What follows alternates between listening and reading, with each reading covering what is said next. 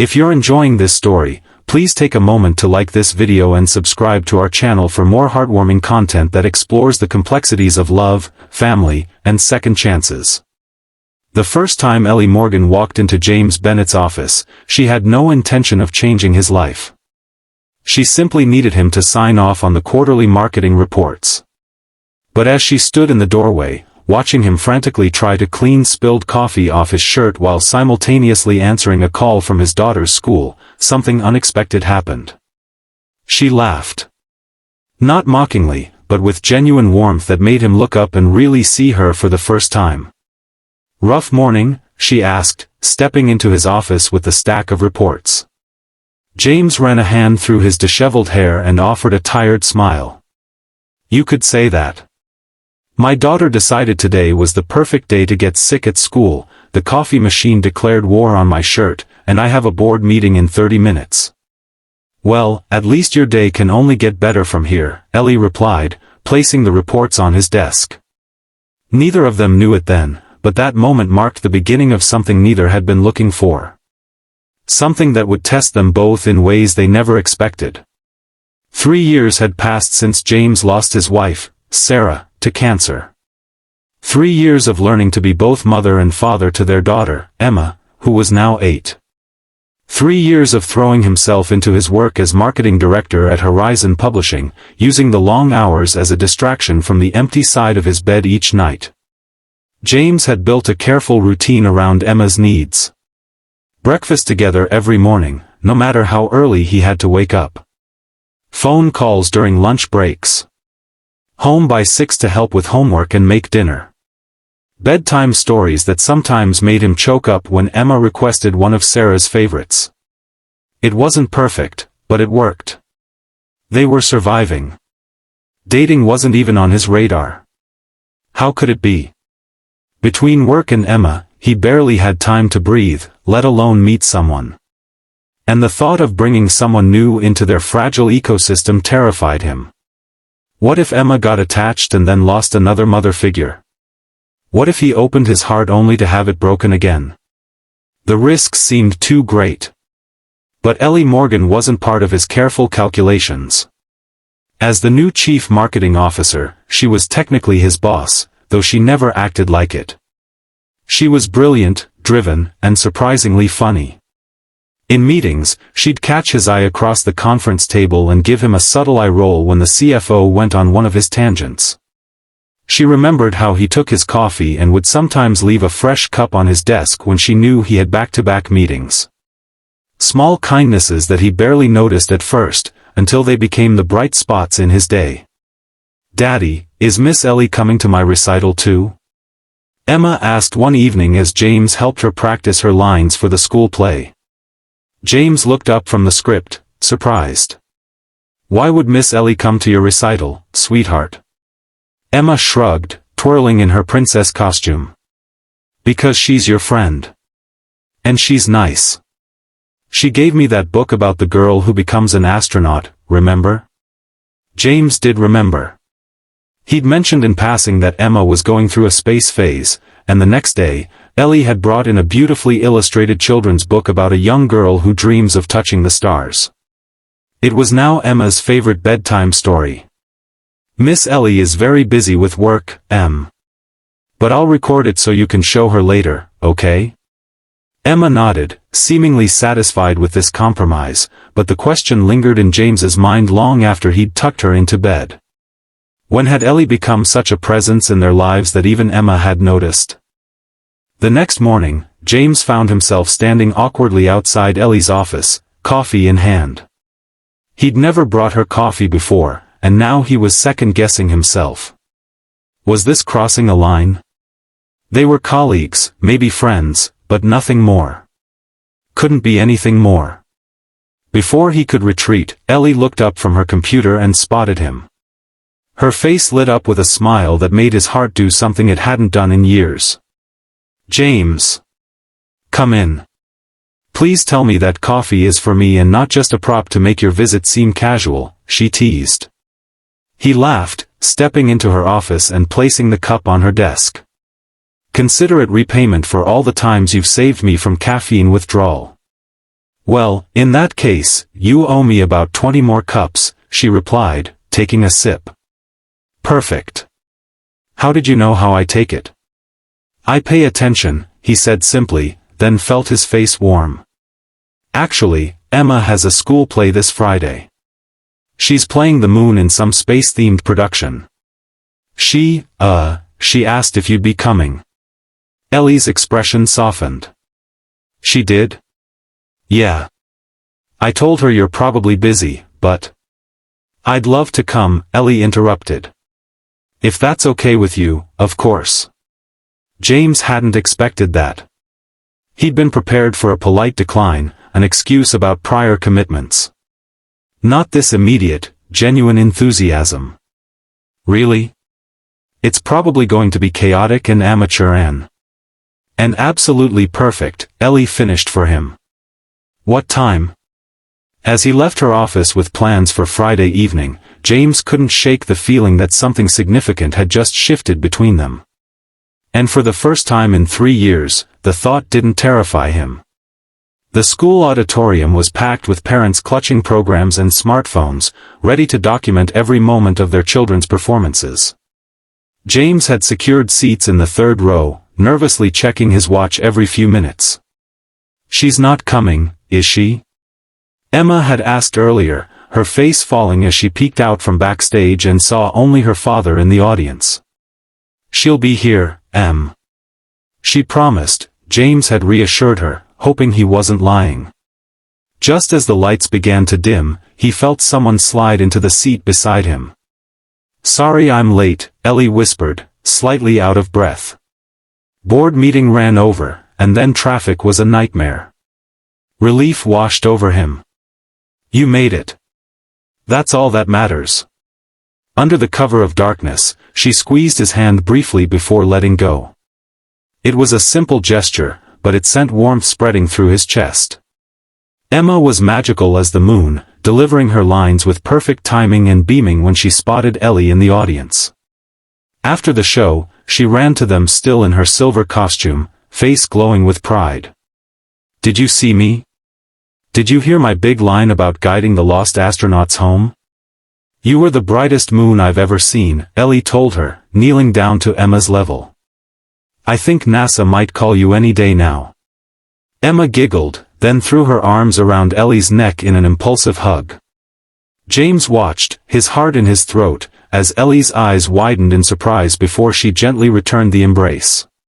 Can Miss Ellie come for ice cream with us, Daddy? You said we could get ice cream after if I didn't forget my lines. James looked at Ellie, giving her an out. Only if Miss Ellie doesn't have other plans. Ice cream sounds perfect, Ellie replied, standing up and smoothing her skirt. I happen to be an expert in celebratory desserts. That night, as the three of them sat in a booth at Emma's favorite ice cream parlor, James watched his daughter chattering animatedly to Ellie about her classmates and her teacher and the time she saw a real rocket at the Science Museum. Ellie listened intently, asking questions and laughing at Emma's jokes as if there was nowhere else she'd rather be. It felt dangerously like family. And for the first time since Sarah died, James allowed himself to imagine a future different from the one he'd resigned himself to. You should ask her out, Mark, James's brother, said bluntly over beers the following weekend. Emma was having a sleepover at her cousin's house, giving James a rare night off from dad duties. It's not that simple, James protested. She's my boss, for one thing. Mark rolled his eyes. The company has no policy against it. You checked, remember? James had indeed checked, in a moment of weakness after the school play. But that didn't eliminate all the complications. There's also Emma to consider. What if it doesn't work out? What if Emma gets attached and then Ellie leaves? What if it does work out? Mark countered. What if Emma already is attached? What if you're using your daughter as an excuse because you're scared? James glared at his brother. That's not fair. Life's not fair. Sarah dying at 34 wasn't fair. But she wouldn't want you putting your life on hold forever, Jamie. You know that. Deep down, James did know. Sarah had made him promise, in those final weeks when they both knew what was coming, that he wouldn't shut himself away from love. Emma needs a happy father more than she needs a martyred one, she'd told him, her voice weak but her eyes fierce with conviction. I don't even know if Ellie feels the same way, James said quietly. Mark nearly choked on his beer. Are you kidding me? The woman rearranged a board meeting to attend your daughter's school play. She spent her Friday night eating ice cream with an 8-year-old. She looks at you like you hung the moon, which, by the way, was actually your daughter in that play, but you get my point.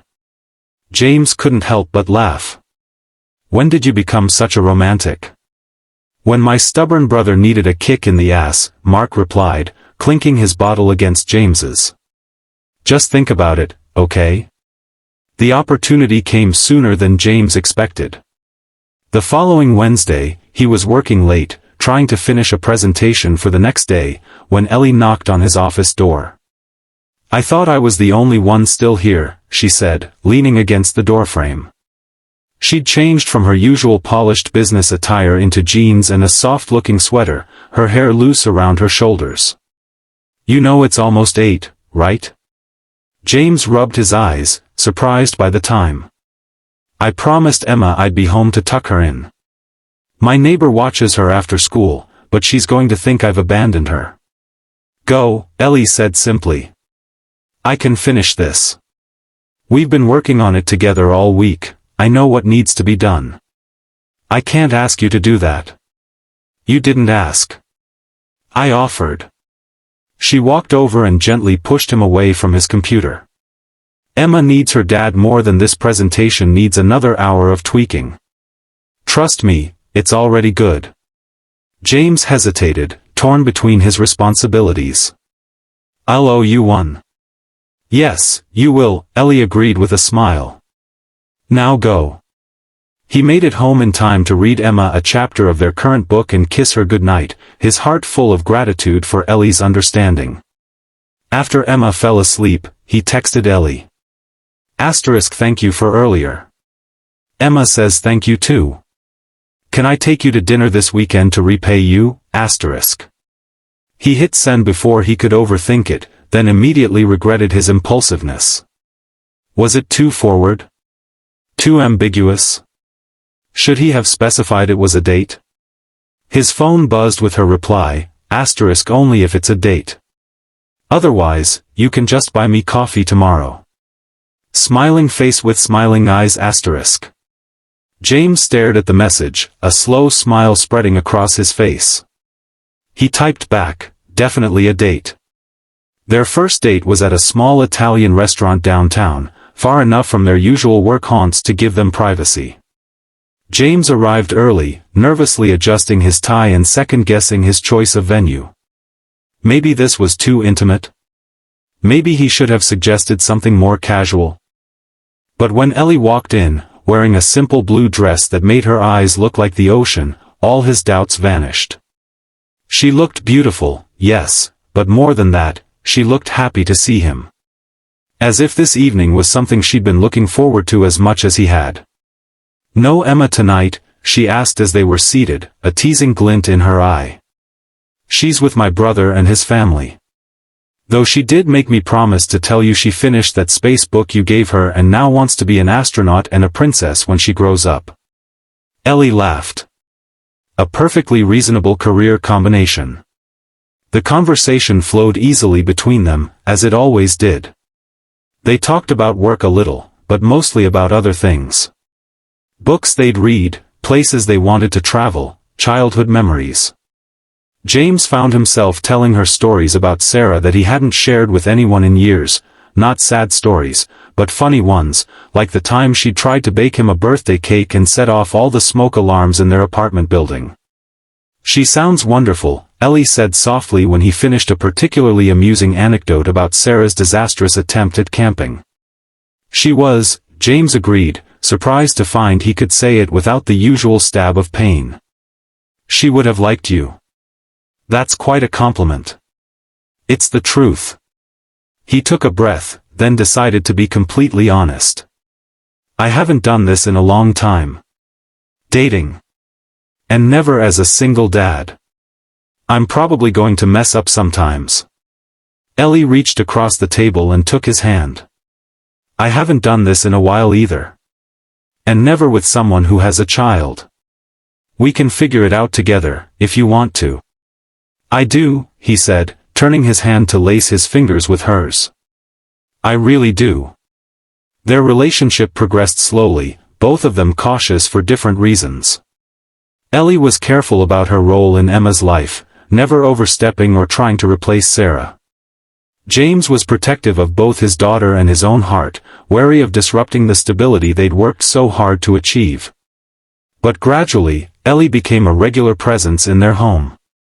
Movie nights where the three of them would pile onto the couch with popcorn. Sunday mornings making pancakes in shapes that made Emma giggle. Quiet evenings after Emma went to bed, when James and Ellie would talk for hours or simply sit in comfortable silence, her head on his shoulder as they watched the stars from his back porch. 6 months into their relationship, James realized with startling clarity that he was in love with her. The revelation came on an ordinary Tuesday evening as he watched her help Emma with a science project, their heads bent together over the kitchen table, both completely absorbed in creating a model of the solar system out of styrofoam balls and paint. Jupiter needs more red stripes, Emma was saying seriously, her tongue poking out in concentration. You're the expert, Ellie replied, handing her a smaller paintbrush. I'm just your assistant. The simple domesticity of the scene made James's chest ache with a bittersweet mixture of joy and fear. Joy because this warmth, this sense of completeness, was something he'd never expected to find again. Fear because loving someone meant risking loss, and he wasn't sure he was strong enough to survive that a second time. Later that night, after Emma was asleep and Ellie was gathering her things to leave, he found himself unable to let her go without saying something. Stay, he blurted out as she reached for her coat. Ellie paused, looking at him questioningly. It's late, and Emma. Not just tonight, he clarified, his heart pounding. I mean, yes, tonight too, if you want. But I meant, stay. In our lives. In my life. Her expression softened. James, I'm not going anywhere. I love you, he said simply, the words feeling both terrifying and absolutely right. I think I have for a while now. Ellie crossed the room to him, placing her hands on either side of his face. I love you too. Both of you. When she kissed him, it felt like coming home after a long journey. Like finding something precious he'd thought was lost forever. The first time Ellie stayed the night was a carefully orchestrated event. James had talked to Emma beforehand, explaining in age-appropriate terms that Ellie was special to him, like Mommy had been, and sometimes she might stay over. Emma had considered this solemnly before asking, does that mean Ellie will be here for breakfast?